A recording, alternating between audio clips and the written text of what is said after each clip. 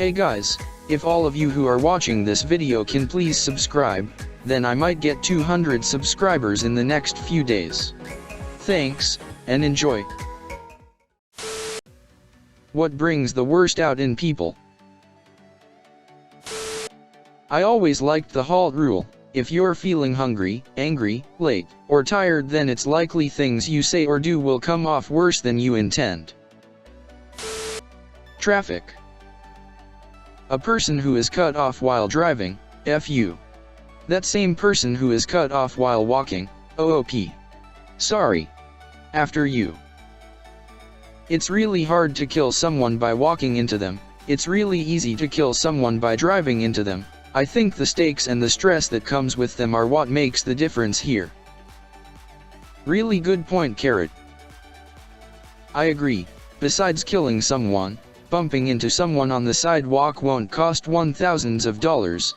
Bumping into someone's car just might cost you or kill them. Divorce proceedings, especially with kids involved. It can turn a couple of average people into monsters. Marriage Story captures this extremely well. By the end of it, I just hated lawyers.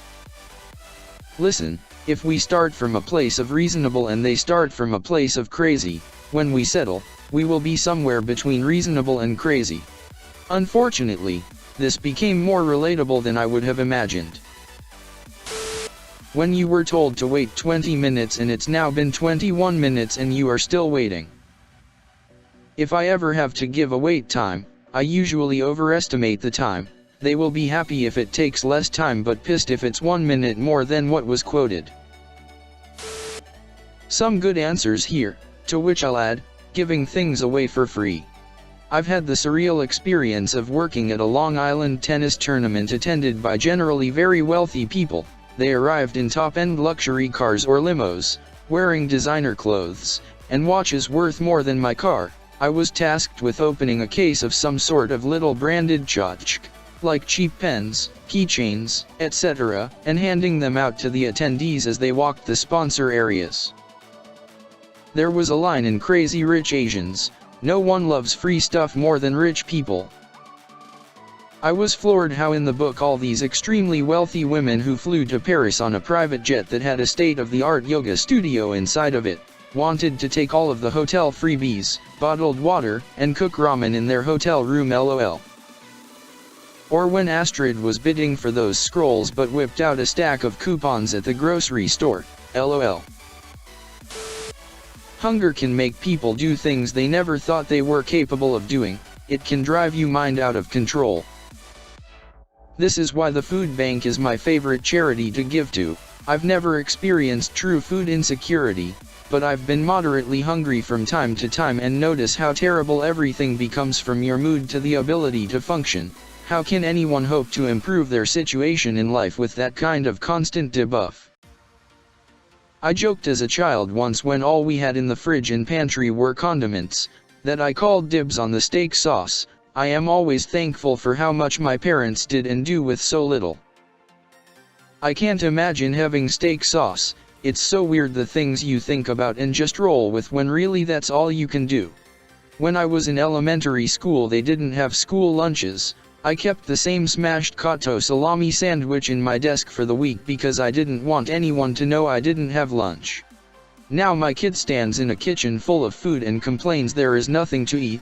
Drives me bonkers, but also what a sense of relief that this is the tragedy for them. The word free in a retail or restaurant type of setting, people will trample one another, take all of the items so there aren't any for others, gorge themselves, try to sneak food out with them. It's disgusting. I was going to say that the first manager who comped product due to poor service really screwed it up for everyone. Now I have to listen to someone who wants something for free because the box has a dent in it. There was a clinic in my city that wanted to try the Robin Hood style service where they would charge well-off patients but treat the poor for free. This ended up backfiring as they got flooded with poor patients, and even those who could afford treatment pretending to not be able to. They closed down and presumably moved location within a year.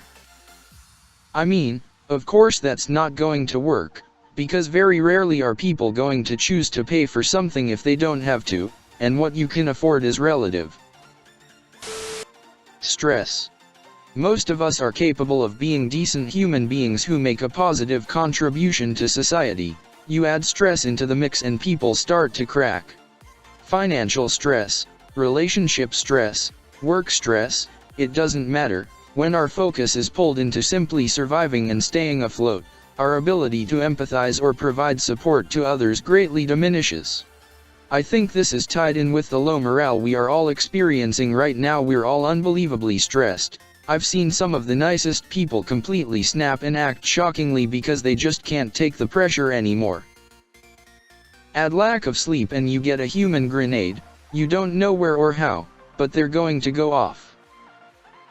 Exactly, and stress leads to insomnia or nightmares for many, so it's a circle. You sleep less, have no energy, more stress, even less sleep, and so on till one snaps and it's a disaster. Unprocessed trauma from childhood. As someone that is struggling with mental health, I'm only now beginning to understand why I do a lot of what I do. When our needs for love and acceptance aren't met, we seek out soothing behaviors that numb the pain. It's really easy to end up in midlife with no real idea what it means to be happy and feeling no connection to others. As you begin to work on your issues, you find that the soothing behaviors are no longer as soothing because you know why you're doing it. So, you're stuck with the emptiness that you've always felt and no way to get out of the feeling. I was looking for this answer. When something triggers you and reminds you of past trauma, that brings out the absolute worst in you, because you panic and it's hard to control.